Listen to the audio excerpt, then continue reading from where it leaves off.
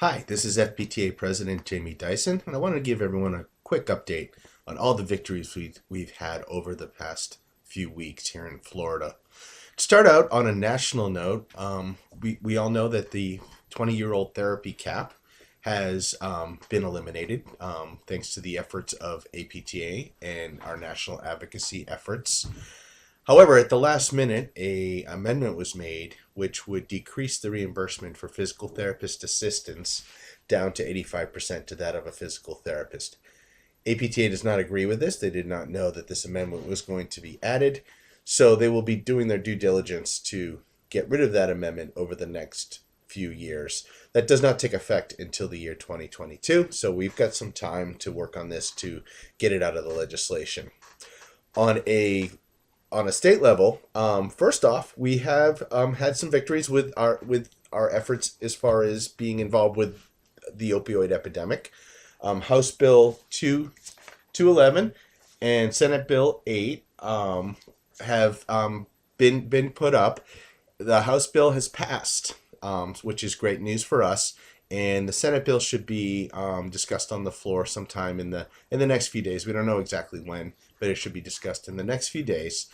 Should that happen, the amendments that FPTA added, which includes mandatory education for all physicians who will be prescribing opiates on non-pharmacological management of pain, which of course includes physical therapy. So that's great news for us, and hopefully it'll go through the Senate and we'll be involved with developing that continuing education for the physicians. The other legislation that's going through is the ability for physical therapists to prescribe disabled parking placards for our patients. We haven't really had any resistance from any of the physician groups with this. However, the bill that it's being brought through on has some controversial issues, none which involve physical therapy, but we're optimistic. Hopefully this will go through, but we're not sure at this time. If not, we definitely have to find a vehicle for it to be put through next year. Hopefully it'll go through this year. For both of these efforts, of course, we'd like to thank our lobbying group, the Metz firm, Metz Husband and Dalton, and of course our CEO, Tad Fisher, for really driving these two bills home. On a practice note, this month our dry needling task force, led by member Rob Stansborough, moved dry needling through the rulemaking process with the Florida Board of PT Practice. Now that these rules were made, it goes back up to Tallahassee to be reviewed by the Surgeon General and his team, and hopefully at some point we'll be able to get it into practice.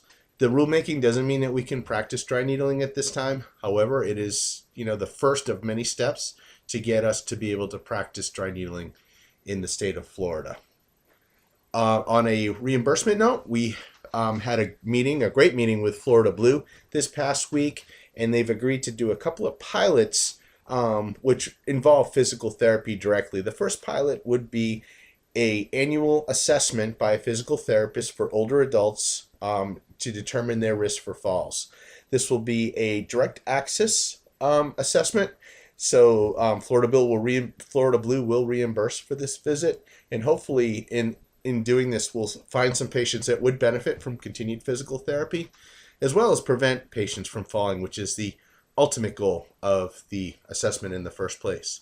The second pilot will be teaming outpatient physical therapy clinics with primary care physicians to offer patients who go to their primary care physician with musculoskeletal pain the option to go directly to physical therapy without getting pre-authorization. This will decrease the time the patients will have to receive physical therapy, hopefully decrease the use of opioids, and prove that we can practice autonomy and should be reimbursed for our direct access visits.